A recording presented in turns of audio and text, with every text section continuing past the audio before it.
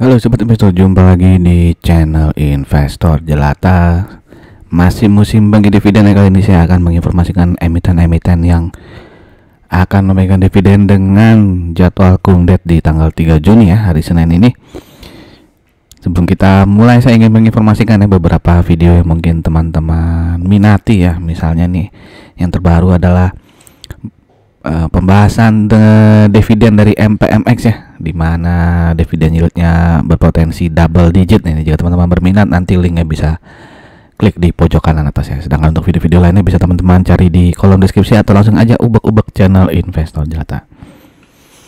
Oke, mari kita mulai dengan emiten pertama, yaitu BEFIN ya, BFI Finance, di mana di tahun 2023 pendapatan dari BEFIN ini naik 19,19%, tapi profitnya turun tipis ya, minus 9%.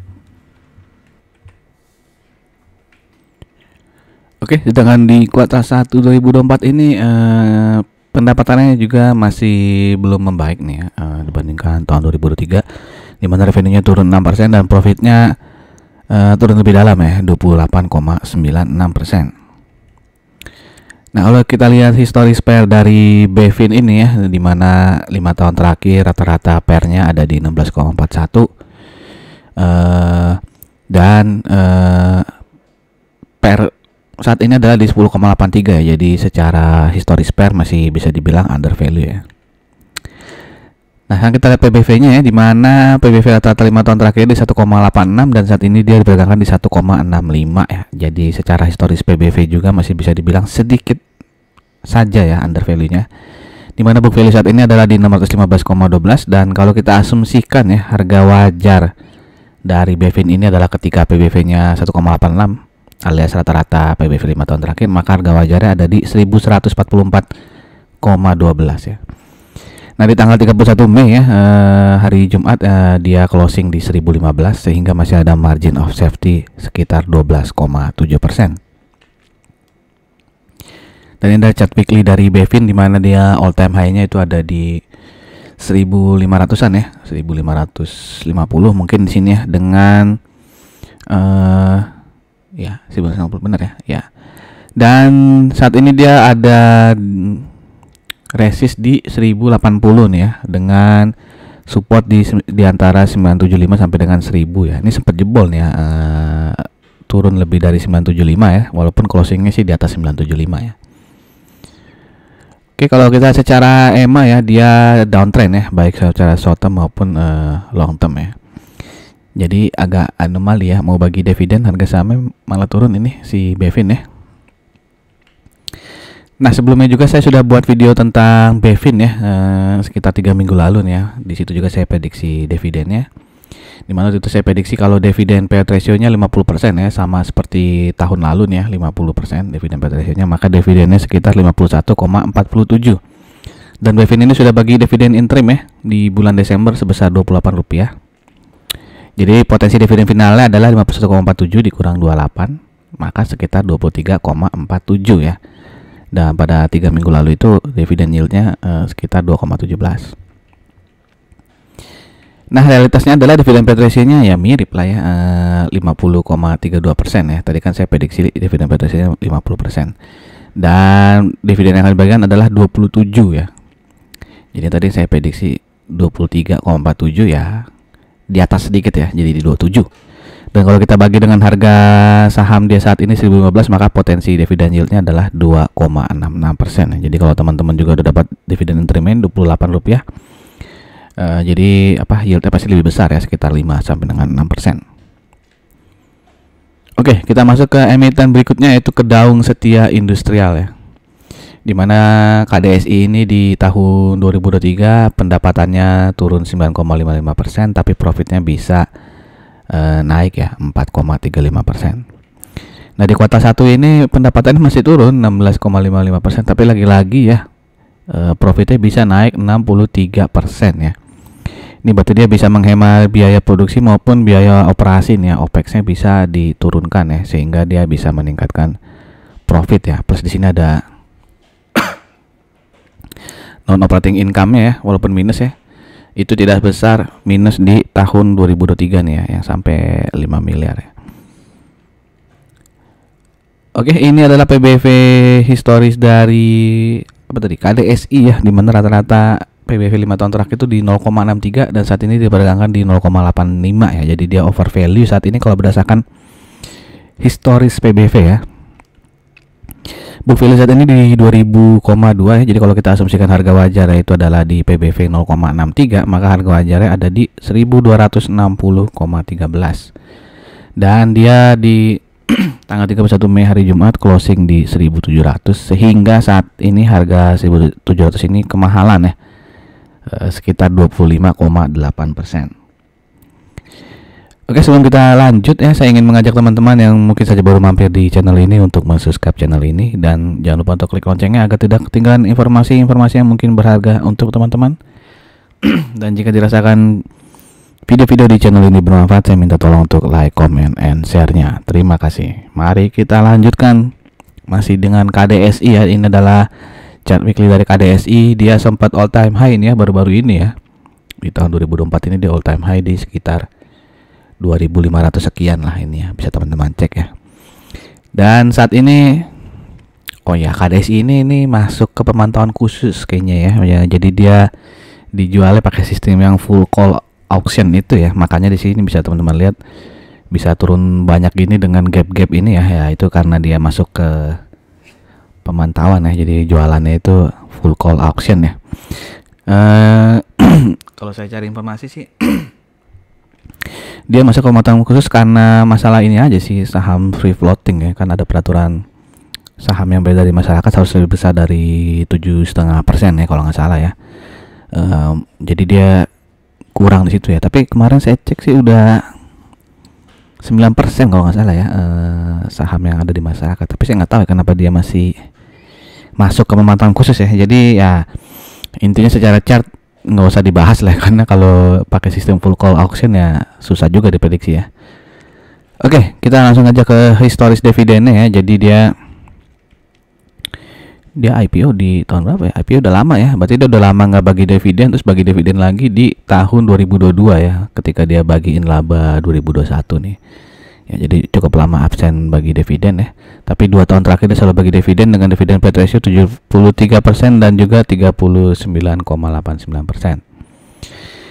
Nah di tahun ini ya dia akan bagi dividen payout ratio di 50%-an ya, dengan nominal dividen adalah Rp99. Jadi kalau kita bagi dengan harga saham dia saat ini 1.700, maka potensi dividen yieldnya cukup besar ya, 5,82%. Jadi kalau versi saya ini udah jumbo karena sudah di atas bunga deposito ya yang dijamin LPS, yaitu 4,25.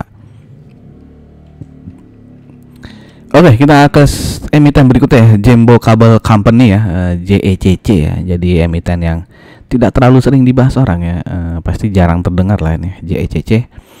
Dimana di tahun 2023 ini JECC itu pendapatannya naik 9,63% dan profitnya naik 11,74%. Nah di kuartal 1 2024 ya pendapatannya naik tipis aja 3,55%, tapi profitnya bisa naik 1.256% ya. Ini karena di tahun 2023 kuartal 1 tuh profitnya kan cuma 1,5 miliar ya, turun jauh waktu itu ya. Dan sekarang jadi 20 miliar ya. Jadi kesannya secara persentase naiknya banyak ya. Tapi kalau kita bandingkan dengan kuartal 4 2023 sebenarnya ya mirip ya, profitnya di sekitar 20 miliar. Ini adalah historis PBV dari JECC ya, di mana 5 tahun terakhir PBV-nya itu rata-rata di 1,13 dan saat ini diperdagangkan di 0,69 ya. Jadi dia under value banget ya saat ini ya kalau berdasarkan historis PBV. Book value JECC saat ini di 5.378,76 ya. Kalau kita asumsikan harga wajar JECC ini adalah ketika PBV-nya di 1,13 ya, maka harga wajarnya ada di Rp6.078. Dan di hari Jumat 31 Mei dia closing di harga 3.690, sehingga margin of safety-nya sangat besar ya, 64,7% ya. Itu kalau teman-teman yakin suatu saat JECC akan balik ke PBV 1,13 ya. Oke, ini adalah chart weekly dari JECC. Dia all time high-nya sempat di 10.000 ya, luar biasa ya, 10.000. Dan saat ini dia juga sama seperti si KDSI ya, masuk ke pemantauan khusus dengan alasan yang sama ya. terkait free floating jumlah sahamnya ya.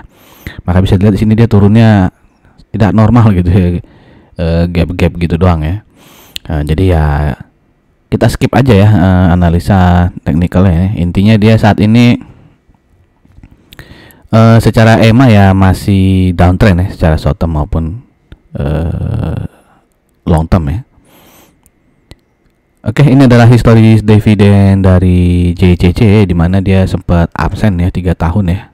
Dari 2019 sampai 2021 itu labanya nggak dibagikan sebagai dividen, dan di tahun lalu dividen Petrosen adalah 26,24%. Dan di tahun ini dia akan bagikan dividen PET ratio lebih besar ya daripada tahun lalu, 58,7%, dengan jumlah dividen secara rupiah itu 250. Jadi kalau kita bagi dengan harga sahamnya saat ini 3690, maka potensi dividen yieldnya lebih besar lagi ya daripada KDSI, yaitu 6,77%. Jadi ini termasuk jumbo juga ya. Oke, itu aja ya. Oh ya, ini itu aja ya dari tanggal 3 Juni ya. Jadi bagaimana menurut teman-teman, apakah tapi kayaknya masih ada nih. Nah, masih ada ya ternyata.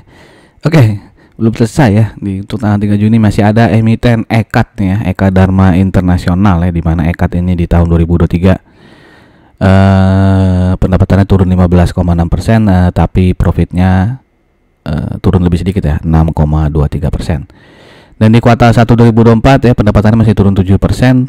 Nah, sekarang kebalikan nih, profitnya jadi turun lebih besar ya, 23,9%. Di mana ini adalah PBV EKAT ya 5 tahun terakhir tuh di 0,92, dan saat ini dia di 0,7 kali ya. Jadi ini sangat-sangat under value nih kalau berdasarkan historis pair dari EKAT ya. Di mana book value EKAT saat ini di 324,1 ya. Jadi kalau kita asumsikan harga wajar EKAT itu adalah ketika PBV-nya 0,92, maka harga wajarnya ada di 258,17. Dan di tanggal 31 Mei dia closing di harga 228, sehingga margin of safety-nya masih sangat besar ya, 30,7%. Ini adalah chart weekly dari EKAT ya. Dia all time high-nya sempat sampai ke 360 ya, dan saat ini dia ada support di 224 ya, udah beberapa kali nih nyentuh 224, dan resistennya adalah di 236 sampai dengan 238 ya. Kalau dia bisa break resisten ini, berarti ditunggu resisten berikutnya di 246 sampai dengan 248. Nah, kalau tadi support 224 itu jebol ya, berarti dia support berikutnya ada di sekitar 212 sampai dengan 280 ya. Ini nih harga di tahun 2020 nih ya, 2012 ini ya, 212 ya. Nah, apakah dia bisa nyampe situ ya? Kita lihat aja ya. Oke, dan saat ini dia secara EMA ya, dia secara short term maupun long term masih downtrend ya. Oke. Walaupun di beberapa hari ini ya, di 3 hari terakhir sih volumenya kecil banget ya. Oke, dan dia sepertinya sideways nih ya. Nah, apakah ini tanda-tanda akan mantul ya? Kita harus lihat nanti ya. Kalau teman-teman mau spekulatif buy ya, beli di 228 ya, berarti kan resikonya turun ke 224 ya. Rewardnya dia bisa naik sampai ke 238 ya. Jadi rewardnya masih lebih besar pada resikonya nih. Oke, ini adalah historis dividen dari EKAT ya. Dia rutin membagikan dividen ya, bahkan ketika pandemi pun masih membagikan dividen. Dan di tahun ini dia bagi dividen dengan dividen PET ratio 43,7% ya, dengan nominal dividen 9 rupiah ya. Kalau kita bagi dengan harga sahamnya 228, maka potensi dividen yieldnya ya lumayan lah, 3,94%. Nah, ini baru beneran selesai ya. Jadi bagaimana menurut teman-teman? Apakah teman-teman punya saham-saham yang akan bagi dividen ini ya? Tadi apa aja? EKAT, JCC, KDSI, dan BEFIN ya. Ya mungkin BEFIN banyak kali ya pemiliknya saham ini, yang penonton channel Investasi Jelata. Silakan tuliskan komen teman-teman ya, yang manakah saham yang teman-teman miliki ya, atau malah nggak ada ya, tulis juga di komen nggak ada bang, nggak ada yang punya, nggak ada yang bagus emitennya gitu ya. Silahkan tuliskan di kolom komen, dan sekali lagi jika dirasakan video-video channel ini bermanfaat, saya minta tolong untuk like, comment, and share-nya. Terima kasih, sampai jumpa lagi, salam jelata.